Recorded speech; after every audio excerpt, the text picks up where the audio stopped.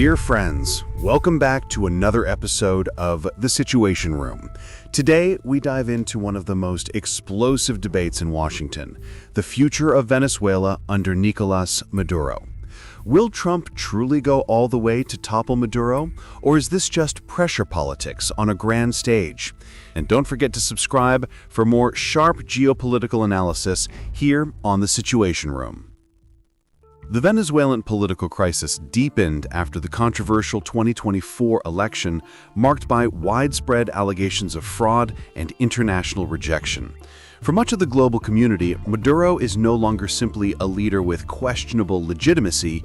He has now been officially classified as the head of a narco-terrorist organization. This label is not a mere detail. It means the U.S. government places him on the same level as cartel bosses and insurgent leaders who threaten hemispheric security. Donald Trump's return to the presidency in January 2025 gave new momentum to this narrative, reviving a hardline stance against drug trafficking and against regimes considered hostile in what Washington still calls America's backyard. In Washington, the pressure took on a very concrete form when the Department of Justice raised the bounty for Maduro's capture to $50 million. This amount is not only a financial incentive, it is also a clear political signal.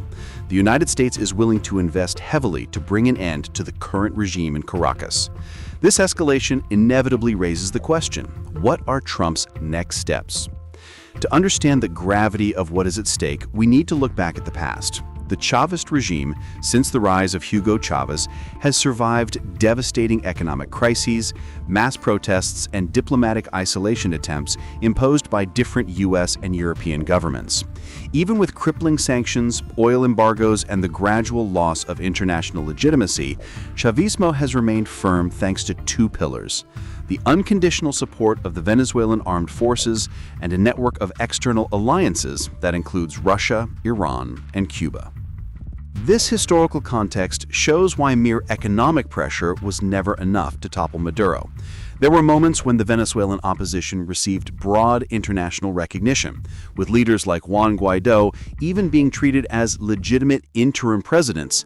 But in practice, the power structures never shifted. Sanctions tightened, the people suffered from hyperinflation and shortages of basic goods, yet the core of the regime remained shielded by military loyalty and foreign backing. Now, with Trump back in office, the narrative takes on a Cold War tone. For the White House, Venezuela is not just another Latin American dictatorship in crisis. It is a hostile base set up in South America, just a few hundred miles off the U.S. coast. The comparison circulating in Washington is direct. Just as Cuba represented a strategic threat in the 1960s, Chavista Venezuela can now be seen as a platform for Moscow and Tehran in today's geopolitical chessboard. This perspective explains the urgency in shaping new strategies. The issue is not only Maduro's continued grip on power, but what he represents: a projection of influence for America's global rivals in a region Washington has always considered vital to its security. And it is precisely here that different plans begin to emerge. Some are more discreet, betting on stronger diplomatic pressure and covert intelligence operations.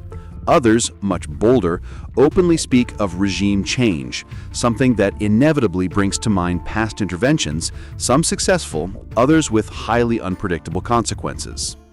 Washington's move has now taken on a clear face. Marco Rubio, now Secretary of State, has stepped to the forefront of this crusade against Maduro. For him, this is not just about democracy or human rights. His central argument is far more direct.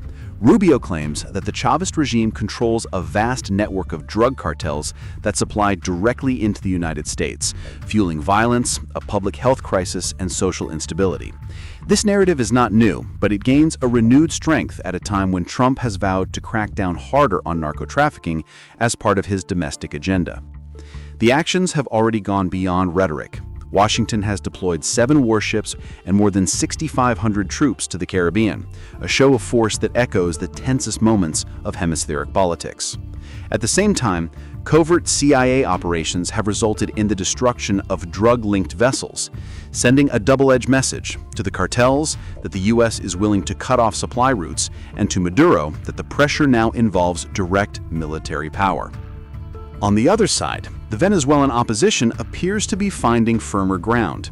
Figures like Edmundo Gonzalez and Maria Corina Machado are emerging as strategic pro-US allies, prepared to occupy the political space should Chavismo collapse.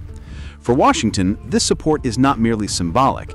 It is about laying the groundwork for a transition that carries a measure of international legitimacy and avoids the perception that Maduro's removal is purely foreign imposition. But behind the rhetoric lies a more pragmatic motivation: oil. Venezuela still holds the world's largest proven reserves, and securing access to that energy wealth in an increasingly uncertain global landscape is a strategic goal weighing just as heavily as the fight against narco-trafficking. Should Maduro fall, Washington calculates that reopening Caracas to foreign capital could reshape the global energy balance for the next decade. Still, the challenges are immense. Removing Maduro does not necessarily mean dismantling Chavismo. Powerful figures like Diosdado Cabello and General Vladimir Padrino Lopez stand ready to take command, both known for their ironclad loyalty to the regime. This means that any attempt at regime change could quickly evolve into a campaign against the entire Chavista leadership, escalating both military and political costs. There's also the matter of international legality. A direct intervention without UN approval would be deemed illegal, opening the door to global condemnation and even counter-alliances. This is why Washington insists on framing Maduro as a narco-terrorist, stripping him of the status of a legitimate head of state. In this framing, the narrative shifts.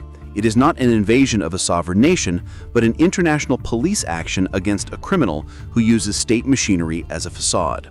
It's a bold legal maneuver, one that will certainly divide opinion both within and beyond Latin America. Yet the greatest risk lies elsewhere. In seeking to remove Maduro by force, the U.S. could plunge into a prolonged conflict, turning Venezuela into a Latin American Afghanistan. A hostile territory marked by guerrillas, militias, cartels, and external actors vying for influence. In such a scenario, rather than eliminating a threat, Washington could create a far more dangerous power vacuum, fueling instability for decades. The Venezuelan crisis has therefore ceased to be just an internal dispute. It has become one of the sharpest flashpoints of American foreign policy in 2025.